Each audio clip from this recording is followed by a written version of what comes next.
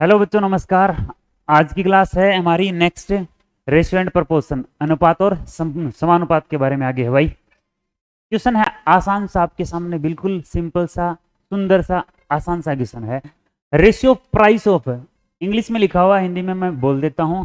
इसने कहा कि एक कुर्सी है, ये देखो ये रही, और एक क्या है भाई, एक आपके पास है टेबल। एक कुर्सी और एक टेबल कि मूल्य का अनुपात 5:6 है। कितना है? 5:6 है। If difference of their prices is 800, उनके मूल्य का डिफरेंस, समझना मेरे भाई, आगे ये चीजें काम आएंगी। हम यहां इसको 5x लिखें, 6x लिखें, या फिर 5-6 लिखें, किसी तरीके से करो, आंसर सेम आएगा। जैसे मैं कहूं यहां 5 और 6 का अंतर 1 है, मूल्य का अंतर 1 है, क्वेश्चन में आपका 800 है, तो 1 का मतलब 800 है, तो 5 का मतलब है 4000 आ जाएगा। बोलो हाँ है ना, 4000। और 6 का मतलब है 4800। उसने पूछा है find the price of table, table का मूल्य कितना है, तो टेबल का मूल्य हमारे पास हो जाएगा 4800 रुपये। बोलो हाँ या ना। आप यूं कर लो, चाहे डिफरेंस x है और वास्तव में कितना है, 800 है, तो x का मान 800 है, तो 5 का मतलब 4000 है, और 6 का मतलब 4800 है। बोलो हाँ या ना। यहां तक बात आपको उम्मीद है समझ में आई होगी। आते हैं नेक्स्ट क्वेश्चन पर। क्या कहा है नेक्स्ट क्वेश्चन में मेरे भाई, देखते हैं। Ratio price of pen and pencil is 3:7। Pen और पेंसिल के मूल्य का अनुपात दिया गया है, ये ठीक है। अच्छा जी, if sum of their price, दोनों तरीके से लिख देता हूं, 3x और 7x। यहां 10 है उनका सम, दोनों पेन और पेंसिल का मूल्य का जो योग है वो 10 रुपए है, और यहां हम कह सकते हैं 10x है। x लगा दिया, बस यही अंतर है। यहां हमने रेशियो से खेला है, यहां x लगा के खेल रहे हैं।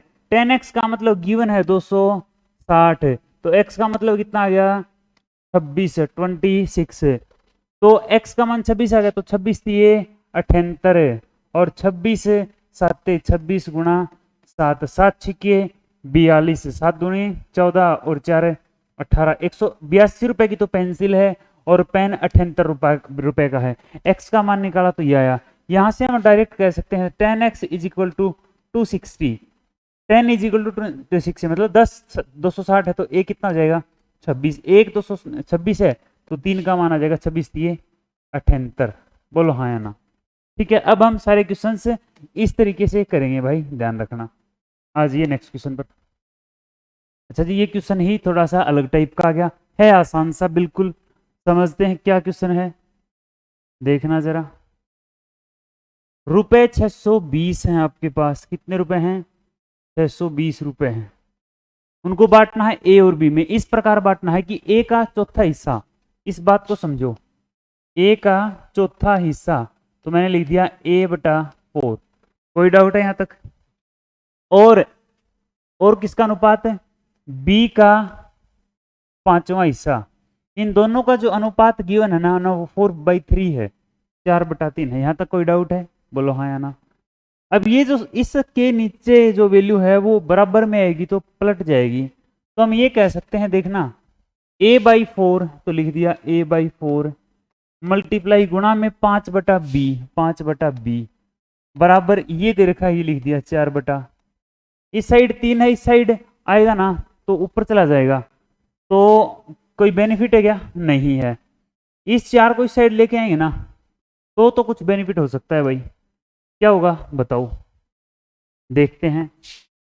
ए को और बी को यहीं पे रख लो, तो ए ऊपर और बी नीचे, बराबर 4/3, और गुणा में ये 4 इस साइड भाग में है, ऊपर जाके गुणा में हो गया, और ये 5 इस साइड गुणा में, इस साइड आगे भाग में हो गया। ये आ गया 16/15। ए और बी का रेशियो आ गया मेरे भाई, कितना आया, मैं लिख देता हूं, ए और बी का रेशियो हमारे पास आया है 16/15। तो फिर वही अनुपात आ गया। अनुपात में दोनों के पास कुल कितने रुपए हुए, 31 है, और क्वेश्चन में कितने हैं, 620। तो एक का मतलब कितना हो गया, 20। एक का मतलब 31 दूनी 62, एक का मतलब हो गया 20, तो 16 का मतलब कितना आ जाएगा, 300। 16 दूनी 32 और 15 दूनी 30। तो एक को मिलने वाला पैसा है 320 और बी को मिलेगा 300। फाइंड पार्ट ऑफ ए का पार्ट 320, ये हमारा आंसर रहेगा जी। आज ये नेक्स्ट क्वेश्चन। लो जी, बिल्कुल सेम क्वेश्चन है। किस तरीके से करेंगे बताइए, करके दिखाइए एक बार। वीडियो को रोको और आंसर बताइए। तरीका सेम रहेगा, मैं लिख देता हूं। ए का तीसरा हिस्सा और बी का सातवां हिस्सा, ठीक है। ये गिवन है 4/3। बोलो हाँ या ना। इससे आगे लिख करते हैं। अब a/3 into 7/b is equal to 4/3। बोलो यहां तक कोई डाउट है? हमारा 3 से 3 कैंसिल आउट हो गया, तो हम कह सकते हैं a/b इज इक्वल टू 7/4। ठीक है, a/b इक्वल टू 7/4। इससे आगे देखते हैं टोटल कितना हुआ, 7 और 4 11। ठीक है, 7 और 4 11।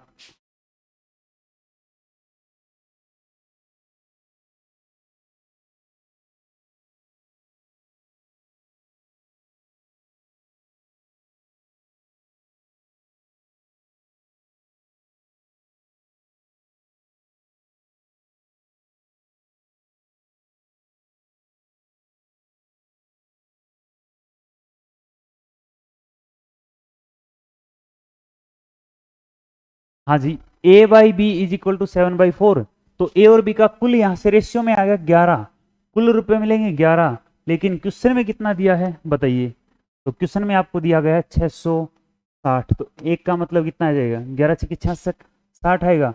तो 7 से मल्टीप्लाई करेंगे तो a का मान आ जाएगा 7 गुणा 60, इसका मतलब 420। और b का पूछे तो 4 गुणा 60 कितना है, 6 चौके 24, 240। क्वेश्चन में पूछा है फाइंड पार्ट ऑफ बी, और बी का कितना है 240। आंसर कितना होगा 240। कोई डाउट है? आ जाइए भाई नेक्स्ट क्वेश्चन पर। अरे वाह, बहुत आसान सा क्वेश्चन है। हम क्वेश्चन पे ही इसको डिस्कस करते हैं, ठीक है। क्वेश्चन पे ही देखो, ए को मिलते हैं 2 रुपए, बी को 5 और सी को 7।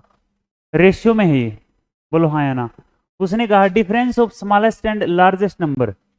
ए बी सी 3 बंदे हो सकते हैं या 3 नंबर हैं, ठीक है। उनमें एक बड़ा है, एक छोटा है, एक बीच का है। उसने कहा सबसे बड़ा और सबसे छोटे का अंतर है। अब आप बताइए सबसे बड़े का और सबसे छोटे का अंतर कितना है, 5 का है। लेकिन क्वेश्चन में कितना दिया गया है, तो क्वेश्चन में 125 दिया गया है। तो एक का मतलब कितना हो जाएगा आपके पास, 25 हो जाएगा। एक का मतलब 25 है। तो उसने पूछा फाइंड सेकंड नंबर, और सेकंड गिवन कितना है 5।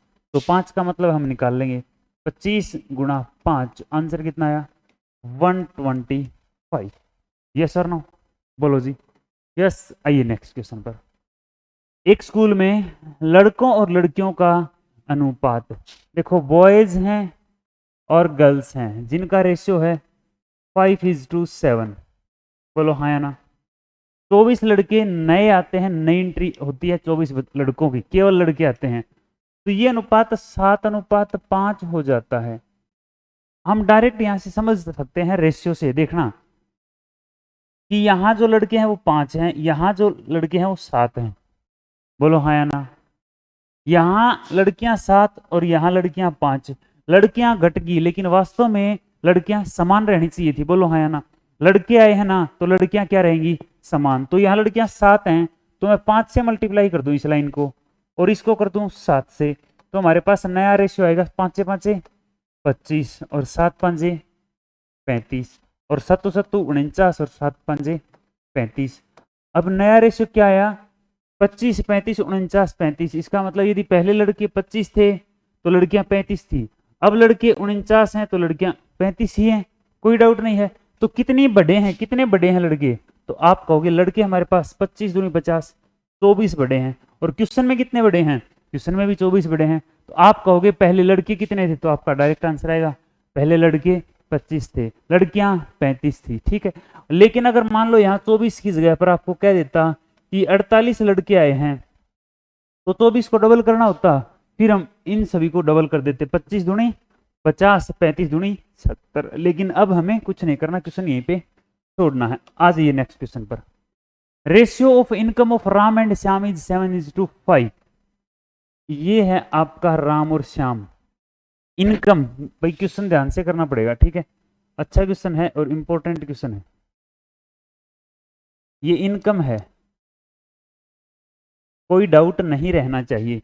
इनकम ए और बी की है 7-5, राम और श्याम की 7-5 है, और खर्चा जो है ना, देखना खर्चा उनका गिवन है 5:3। बोलो हाँ या ना। 7 रुपए कमाए, 5 इसने खर्च कर दिए, इसने 5 कमाए, 3 खर्च कर दिए। बताओ इसने कितने बचाए? तो इसकी सेविंग होगी, बचत। इसकी जो सेविंग है वो 2 रुपए है, और इसकी भी कितनी है? 2 रुपए है। सेविंग दोनों की बराबर है, और यहां सेविंग कितनी है दोनों की? 800 रुपए है। तो आसान सा क्वेश्चन हो गया। प्रत्येक की सेविंग 2 रुपए है, लेकिन क्वेश्चन में कितनी है? 800। तो एक का मतलब कितना हो गया? 400। एक का मतलब 400 है, तो रेशियो पे जाओ। 7 का मतलब कितना होगा? 2800। और 5 का मतलब कितना होगा? 2000। फाइंड इनकम ऑफ राम, और राम हमारा फर्स्ट था, तो हमारा आंसर होगा 2800 रुपए। आंसर होगा 2800 रुपए। हम दूसरे तरीके से इसको कर सकते हैं, एक्स वाले तरीके से, वो भी सीखना जरूरी है। क्या? इसको लिख देते हैं हम 7x, और इसको लिख देते हैं 5x। इसने 7x रुपए कमाए, इसने 5x रुपए कमाए। बोलो हाँ या ना। इसने कितने खर्च कर दिए? तो इसने खर्च कर दिए 800। इसने कितने खर्च कर दिए? इसने भी 800। नया अनुपात कितना आया? 5/3। बोलो हाँ या ना। ठीक है, क्रॉस मल्टीप्लाई करेंगे। 7 21x माइनस 2400 बराबर होगा 5 25x माइनस 4000। अब इसको इस साइड ले आओ, और इसको उस साइड। कहने का मतलब 4x का जो मान होगा ना, वो आपका आ जाएगा 1600। 4x का मान आपका कितना आ जाएगा? 1600। तो x का मान कितना आ जाएगा? 400। ठीक है, x का मान यदि आपका 400 आता है, तो हम यहाँ वैल्यू पुट कर देते हैं, क्योंकि ये इनकम थी फर्स्ट बंदे की। तो 7 चौके 2800। 2800 रुपए इनकम राम की है। ठीक है, आते हैं नेक्स्ट क्वेश्चन पर। Ratio of income of Ram and Shyam is 4:3। Ram और श्याम की कमाई की का जो रेशियो है वो 4:3 है, और जो खर्चा है वो 3:2 का है। इजीली देखो, दूसरा तरीका तो ये था 4x/3x। प्रत्येक की जो क्या है? सेविंग दे रखी है। अब यहाँ पे, अब यहाँ प्रत्येक की सेविंग दे रखी है 1200। पिछले वाले में भी सेविंग दे रखी थी। तो सेविंग यदि वो 1200 रुपए करते हैं, तो 1200 रुपए हम इसमें से घटाएंगे, तो प्रत्येक का हमारा खर्चा आ जाएगा। क्या आ जाएगा? 3/2। ऐसा ही पिछले वाले क्वेश्चन में था भाई। देखना, ये क्या था? प्रत्येक की कमाई थी 7x और 5x। ये सेविंग की थी, इसने 800 और इसने 800। तो अगर हम अपनी कमाई में से हमारी बचत घटा देंगे, तो बाकी क्या रह गया? खर्चा। और खर्चे का अनुपात क्या है? 5:3। यही बात यहाँ गिवन है, और यहाँ से x का मान निकाल लेना और वैल्यू पुट कर देना। अगर यहां से करोगे तो देखो, 4 कमाए 3 खर्च किए, 3 कमाए 2 खर्च किए, डिफरेंस 1 का, और यहाँ भी कितना? 1 का। डिफरेंस बराबर है, और क्वेश्चन में बराबर दिया है कितना? 1200। तो फिर 1 का मतलब 1200 है, तो 4 का मतलब कितना हो गया? 12 चौके 4800, और इसका मतलब कितना हो गया? 12×3 3600। तो इसने यही कहा है। बताइए राम की इनकम क्या होगी? तो 4800 रुपए राम की इनकम होगी। आ जाइए भाई नेक्स्ट क्वेश्चन पर। Ratio of income of Ram and Shyam is 9:5। 9:5 है, और खर्चा ये आई है, ये ई है एक्सपेंडिचर। खर्चा है 7:3। बताइए डिफरेंस 9 और 7 का 2, 5 और 3 का 2, और 2 का मतलब गिवन है कितना? 300 रुपए। तो 1 का मतलब है 150 रुपए। तो 9 का मतलब 15 में 135, 1350 और 750। पहले व्यक्ति की कमाई 1350 और दूसरे की 750 होगी। आज ये भाई नेक्स्ट क्वेश्चन पर। Ratio of income of Ram and Shyam is 9:4। करके बताइए शाबाश। एक बार क्लास को रोको और करके बताओ ये क्वेश्चन आप। ठीक है, करिए भाई।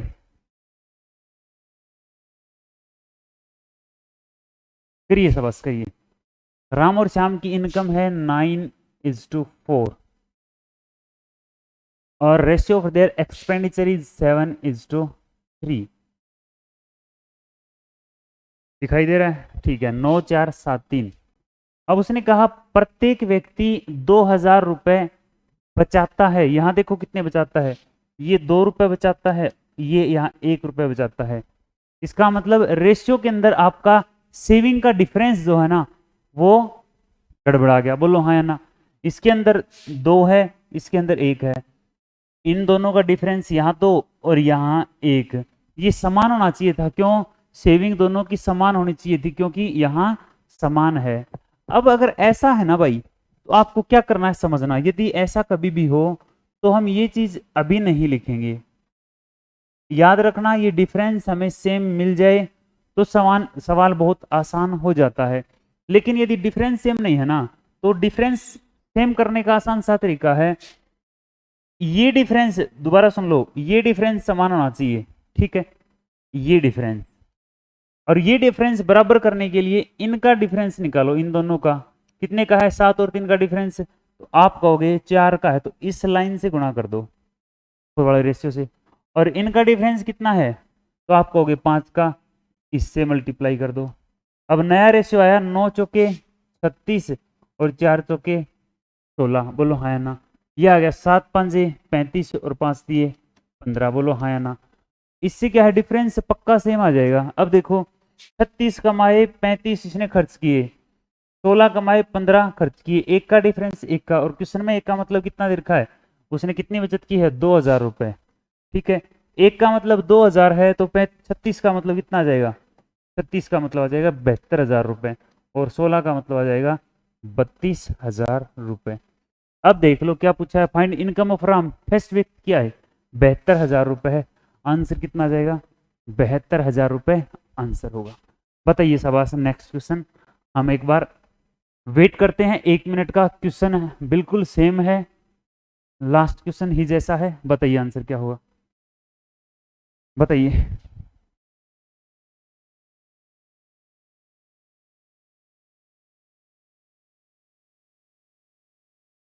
मेहनत करने वालों की हार नहीं होती और भाई नैया एक बार में पार नहीं होती।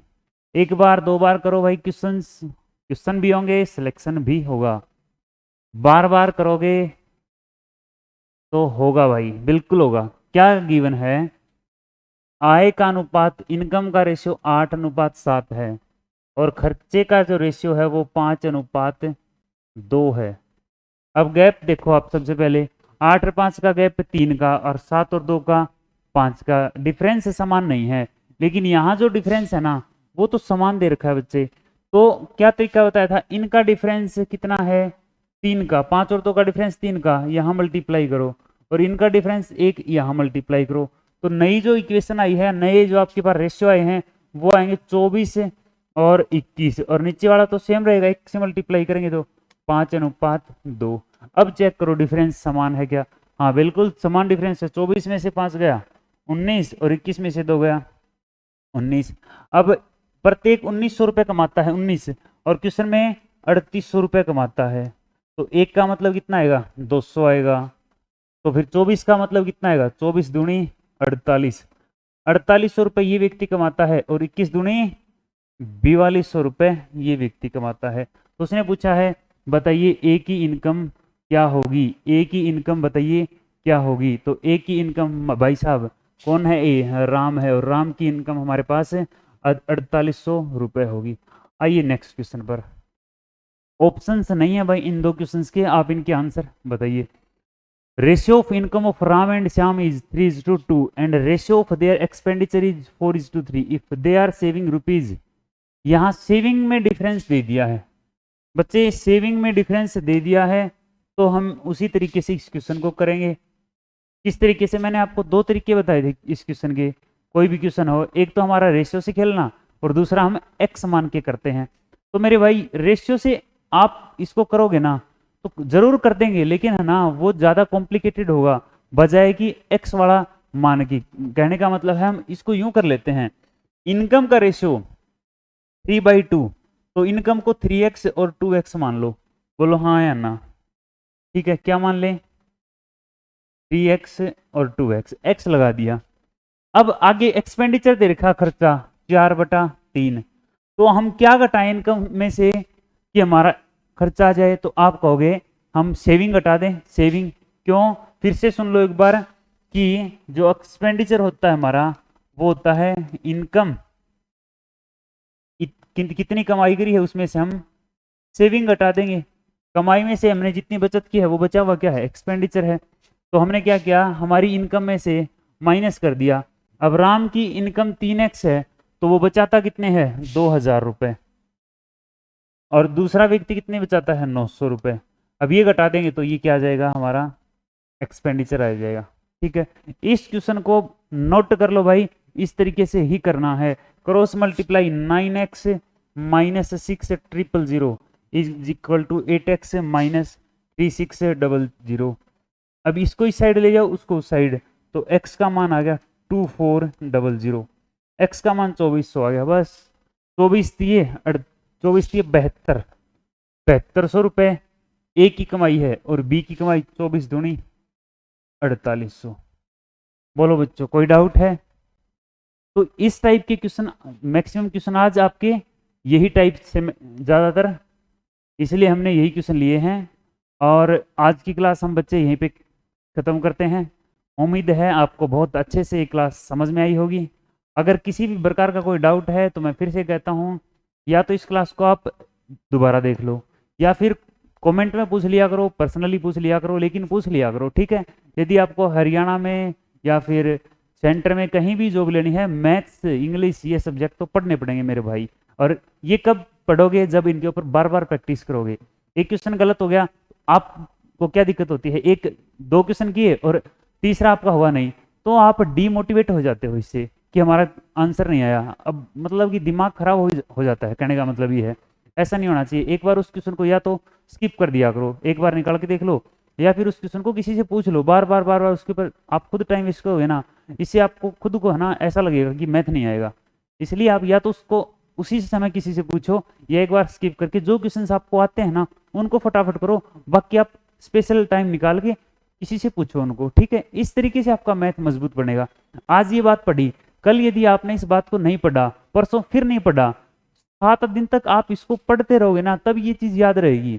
अदरवाइज मैथ साफ हो जाएगा, कोई तरीका नहीं है।